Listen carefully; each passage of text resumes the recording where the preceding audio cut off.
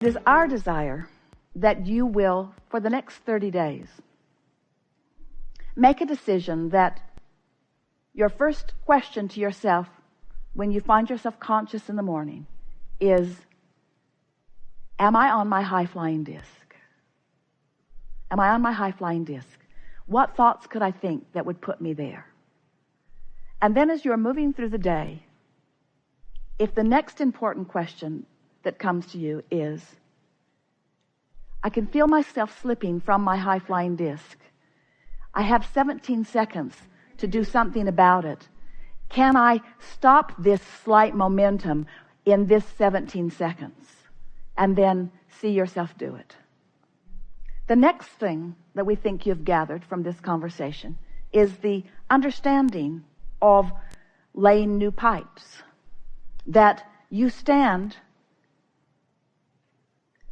as the receiver of whatever is in the pipeline that you have carved out. And that every thought you think that feels uncomfortable when you think it is literally carving out a pathway to unwanted things. Unwanted when you get there and unwanted on your way to getting there. So we think the combination of knowing that you have the ability to get on this high-flying disc, knowing that it's logical that you'll fall off for a while, but that you have 17 seconds to try not to, and that if you apply yourself a little bit, that you have a pretty good chance of staying on, of knowing that as you do 100% of your affirming when you are flying high, at the time that you're sitting around with friends and you're all laughing so much that you can hardly understand what the other one is saying because you're having so much fun, that's the time to make your affirmations to the universe of what you want. When your children are at their happiest, that's the time to affirm to them who you know them to be. When you are feeling at your best, that's the time to keep that momentum going by talking further, by adding more words to it. And any time other than that, be as quiet as you can be. Let no teaching moments ever come from anything less than your high-flying disc. Don't try to teach yourself from anything less than your high-flying disc, and don't try to teach anybody else from anything less than your high-flying disc.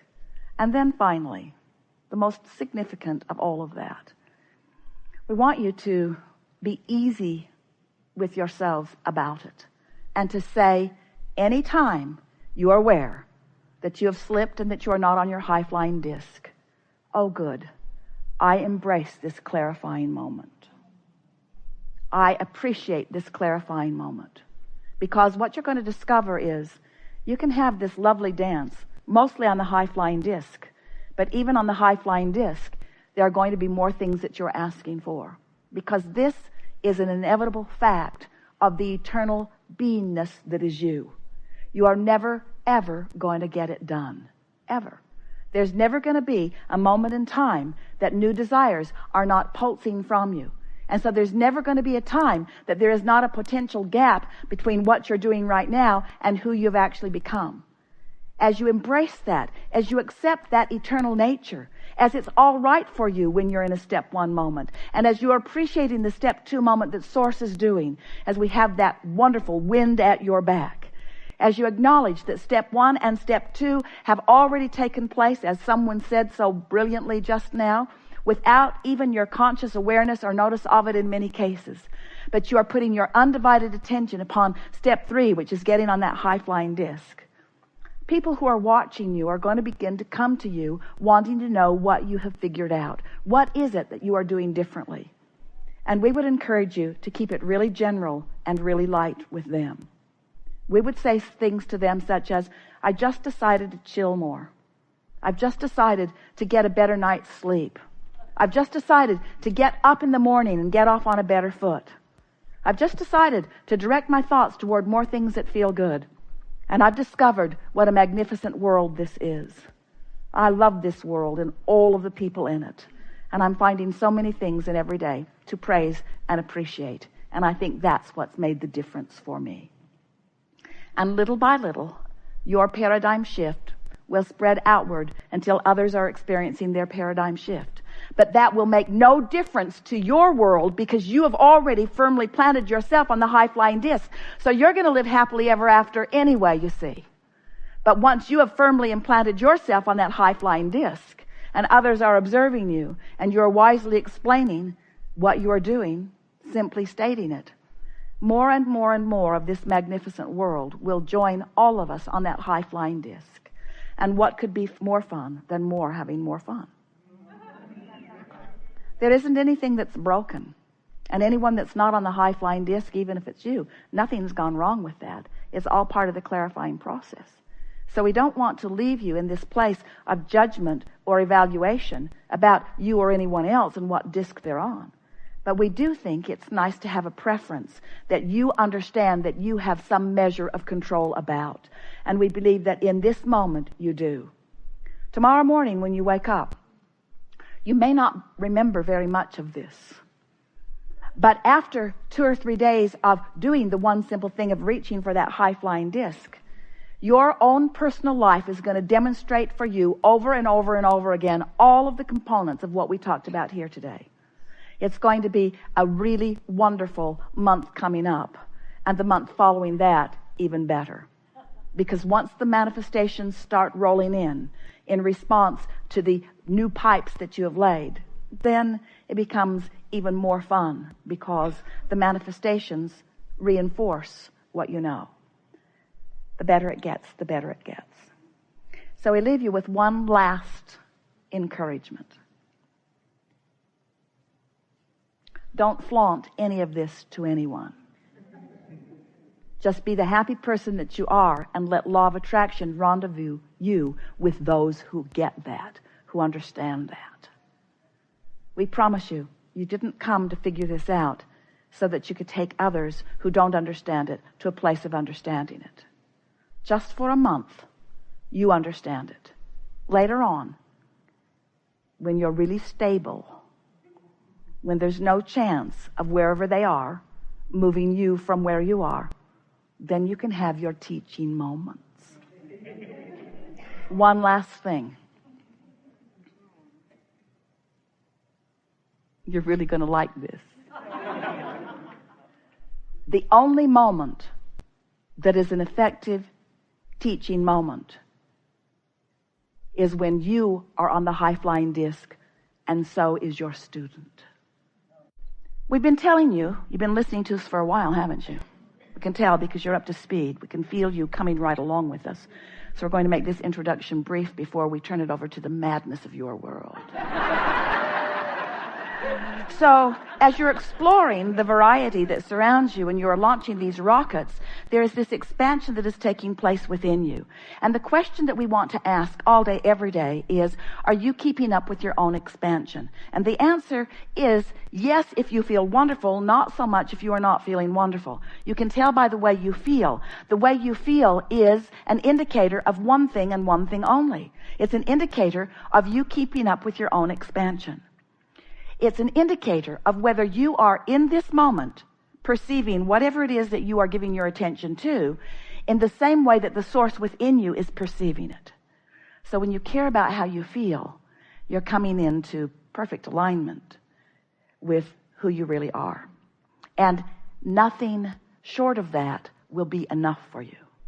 So if you've been listening to us for a while, you've been hearing us talking about law of attraction, and you've been hearing us talking about launching these rockets, and we've been telling you that you've been sending out a vibrational version of what you want, and that the source within you is standing in this vibrational reality. We've given it the name the vortex. In fact, we wrote an entire book about the vortex because we wanted to get your attention upon this vibrational reality that you have created that really is who you are, this vibrational version of you to which you want to achieve vibrational alignment. We so want you to know about that vibrational reality because we also want you to know that anything short of being a vibrational match to that vibrational reality, where source stands, where you have evolved to, anything short of that is a diminishment of your moment and doesn't have to be.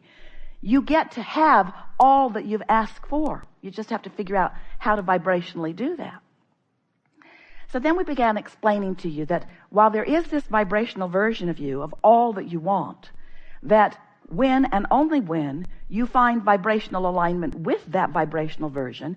For example, if you've been asking for more money and you feel shortage today, maybe even afraid because a big bill came and you can't pay it, that feeling in your gut that you would describe as fear or uneasiness or disappointment, that feeling is your indicator that you're not up to speed with the money that's in your vibrational reality. The money that's in your vortex still stands there ready to be realized by you. But the fear in your belly is your indicator that you're not up to speed with it, and so it can't cross into your experience. It can't become realized by you. Now, creation is just about that. We want you to understand that all creation is about vibrational alignment. So now we want to say to you that every thought that you offer, whether it's something wanted or not wanted, creates a vibrational version of it that in the beginning does not have enough momentum to actualize into your experience. You've launched a lot of rockets of wanted and unwanted, and some of them have more momentum than others. But how they show up in your experience, how often they come, how steadily they're there, and how they feel when they get there is all about the momentum, which is all about the air time. It's all about the think time. It's all about the talk time. It's all about the attention time. Biggest word, it's all about the focus that you have been giving to them, you see. So that's why we now want to talk to you about your point of attraction, because you have laid the pathways to all kinds of things, wanted and unwanted. The question is, which of those pipelines is wide open and delivering a lot of payload to you, and which of those pipelines is closed and not giving you anything? So we began talking about this point of attraction, reaching for different things to call it. For a while we called it the grid. No one really liked that word, the grid. But the grid is sort of a framework that will be filled in later with the details that you will call real life reality. It's sort of like the frame of the house before you put the roof on, before you put the walls up, before you put the pretty stuff in it. So you're standing in your point of attraction all the time. Now we've evolved this analogy to say to you that this grid is spinning because your point of attraction is gathering cooperative components, meaning gathering the components that equal who you are, and that there is a vibrational spinning grid that you could liken to the emotions on your emotional scale. In other words, there's that high-flying grid that feels like love and passion, eagerness, and there's that low-flying grid that feels like despair, grief, fear. And then there's the overwhelming grid. It occurred to Esther the other day that it's like the 7 dwarfs. There's happy and grumpy, dysfunctional, passive aggressive. We're up to about 200 dwarfs now. But you know which grid you are. You know where you are. If ornery people seem to be everywhere you go, you just kind of got to admit that you're on the ornery disc. And you're having the ornery meeting with those others who have gathered there. So we're going to be talking here today about what you've got going on. You've got some habits of thought that aren't serving you. You've got some habits of thought that are serving you. You've got some dormant beliefs that don't affect you very often, but every now and again one of them is activated by something you see or something that you hear, and then it begins to affect you for a little while. And we really want to call your attention to this really important thing, and that is your point of attraction is now. It's right now. It doesn't matter what happened yesterday. It only matters what you're doing vibrationally now. And you can get so that What happened yesterday doesn't affect what you're offering vibrationally now, but you've got to understand that you are a vibrational being emanating a signal, and you've got to understand that your thoughts are the reason for that signal, what you focus upon, and you got to understand that the way you feel is an indication of how that blends with who you really are and what you really want. But most of all, we want you to leave this gathering knowing for sure that you can manage to have control over what disc you are on.